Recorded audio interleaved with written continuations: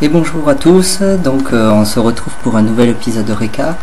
Je vais vous expliquer en gros ce qu'est l'hystérectomie, qu'est-ce que c'est, qu'est-ce que ça change, et les techniques qu'il y a, les différentes techniques qu'il y a d'opération.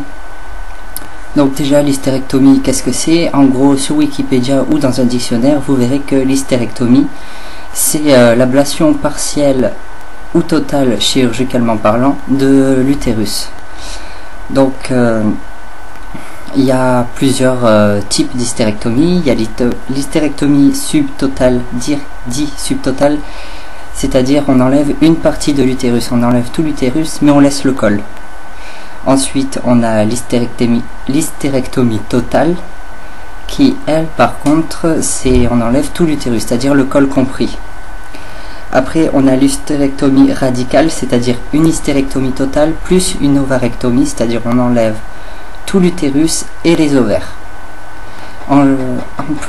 Ensuite, on a aussi juste l'ovarectomie, c'est-à-dire on enlève que les ovaires et on vous laisse l'utérus. Donc, pour beaucoup d'FTM, on enlève tout, c'est-à-dire on fait une hystérectomie radicale. On enlève tout l'utérus et les ovaires. C'est ce qui est fait habituellement, mais vous pouvez choisir votre technique, enfin ce que vous voulez comme hystérectomie. Vous n'êtes pas obligé de faire de tout enlever. Si vous voulez enlever que l'utérus, vous pouvez. Si vous voulez garder vos ovaires, vous pouvez. Si vous voulez tout enlever, vous avez le choix. Normalement, un bon chirurgien ne vous obligera jamais à faire une chirurgie que vous ne voulez pas, si vous avez un bon chirurgien. Ensuite, qu'est-ce que ça change de faire une hystérectomie? Donc ça change énormément de choses. Le premier truc que ça change, c'est que vous serez stérile à vie. C'est quelque chose qu'on ne peut pas changer. Une fois que vous n'avez plus d'utérus, plus d'ovaires, vous ne pourrez plus avoir d'enfants. Vous n'aurez plus du coup de règles non plus, même si vous arrêtez votre traitement. Si vous enlevez que les ovaires, vous aurez toujours votre utérus, mais vous n'aurez plus de production d'hormones. Donc c'est plutôt pratique. Ensuite, c'est obligatoire pour pouvoir faire le changement d'état civil. Donc si vous voulez vos papiers masculins, il faut passer par cette opération. C'est la base. Même si vous n'avez pas fait la mammectomie, en ayant fait l'hystérectomie, vous pouvez théoriquement changer vos papiers. Après, il y en a certains comment on dit, avocats, certaines cours qui demandent à ce que la mammectomie soit faite, mais techniquement, le changement d'état civil peut être fait avec l'hystérectomie. Ensuite, de faire cette opération, ça diminue les risques. C'est-à-dire si vous enlevez vos ovaires principalement, j'ai déjà expliqué dans le Reka sur la testostérone. La testostérone a des effets sur ces organes-ci. Donc vous diminuez vos risques d'apparition de tumeurs sur vos ovaires, dans votre utérus aussi. Vous diminuez les risques de douleurs chroniques liées au traitement de testostérone qui sont en compétition en gros avec vos hormones naturelles. Donc cette compétition peut entraîner des douleurs chroniques au niveau du bassin et donc c'est plutôt pratique et ça évite les kystes qui peuvent apparaître sur les ovaires si vous les enlevez effectivement. Ensuite, pour les techniques, il y a plusieurs techniques. Il y a une vieille technique qui est l'incision verticale ou horizontale. C'est-à-dire qu'on va couper une dizaine de centimètres du nombril jusqu'au niveau du pipi pour le vertical. Et pour l'horizontal, c'est la même chose, mais au-dessus du pubis. Donc. Il y a environ 5 à 7 jours d'hospitalisation. La chirurgie se fait l'acte chirurgical se fait en 1 heure environ et la convalescence se fait de 4 à 5 semaines.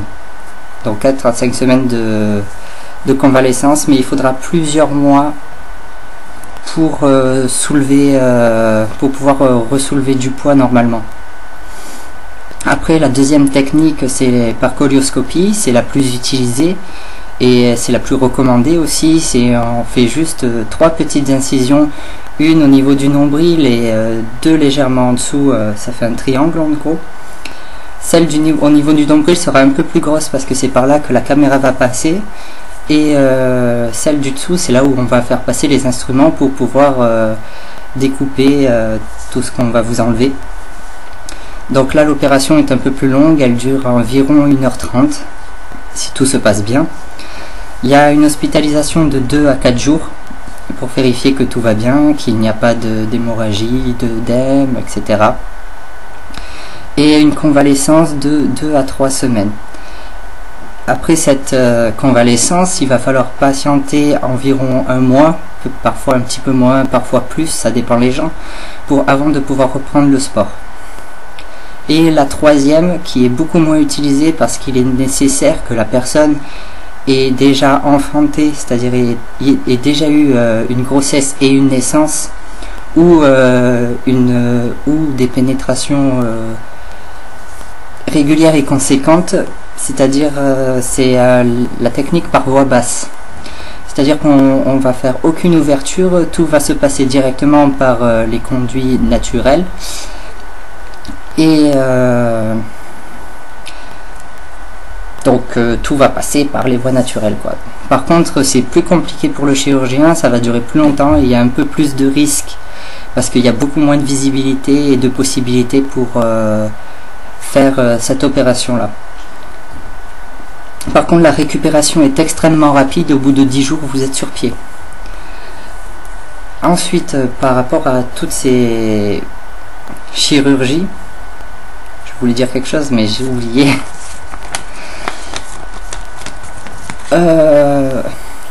C'est pas quelque chose de bénin, donc pensez-y sérieusement. C'est quelque chose, on ne pourra pas revenir en arrière. Une fois qu'on vous a enlevé l'utérus ou les ovaires, on ne peut pas en remettre. C'est si vous arrêtez le traitement hormonal de testostérone, vous n'aurez plus d'hormones naturelles. Et donc, faut bien y réfléchir. Après, voilà. C'est quelque chose, en général, les FTM le font. Parce qu'ils veulent le changement d'état civil et parce que c'est obligatoire. Certains sont contre. Vous pouvez essayer de faire votre état civil sans faire l'hystérectomie, mais ça va être très compliqué, voire impossible à faire. Et il y a autre chose.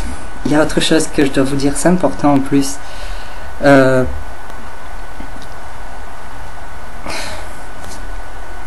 Je vois pas.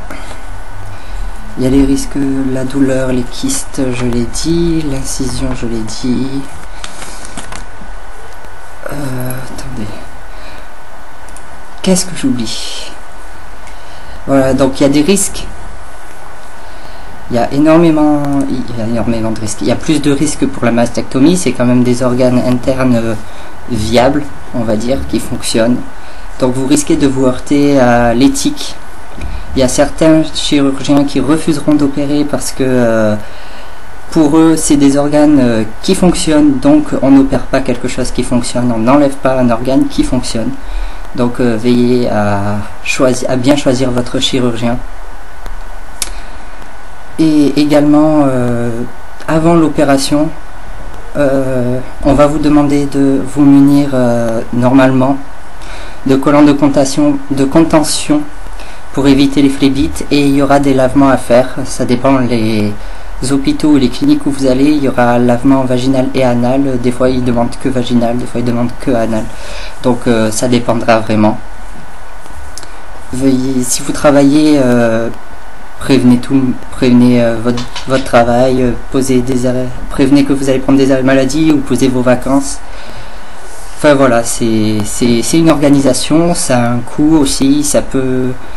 Moi je sais, je suis sur Nîmes, donc je vais parler que de ce que je connais, mais ça tourne aux environs, à Nîmes en tout cas, des 400 €. Après c'est plus ou moins conséquent selon les villes je pense, et selon les régions. Donc voilà, normalement si vous avez l'ALD, vous ne devriez rien payer. Donc je pense que le point est fait. et j'espère que ça vous aura aidé. Donc prenez soin de vous et à une prochaine vidéo.